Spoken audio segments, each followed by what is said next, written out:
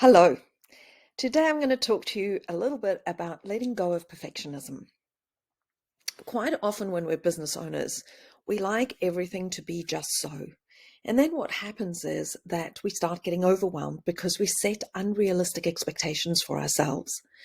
I know I've been there, I've done that. I still continue to do it. It is one of the issues that I have to work on a lot. But I've gotten better with making progress over perfection. And in fact, progress over perfection is my motto for this year.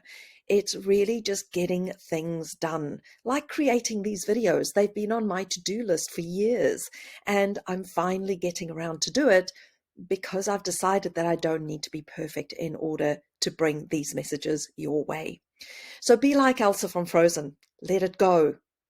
It doesn't matter if you're in a hot mess from time to time. It's part of the journey.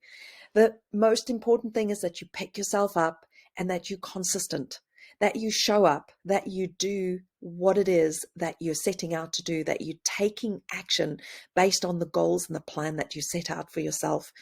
And sometimes those things need to change, and that's okay. One thing that you really need, though, and this is where your perfectionism can kick in, is get very clear on what you are offering and who you're serving. Who are you helping? If you can get a lot of clarity on that, then your business is going to grow and thrive so that you know exactly who it is that you're targeting, who it is that you're talking to, who it is that you're setting out to help.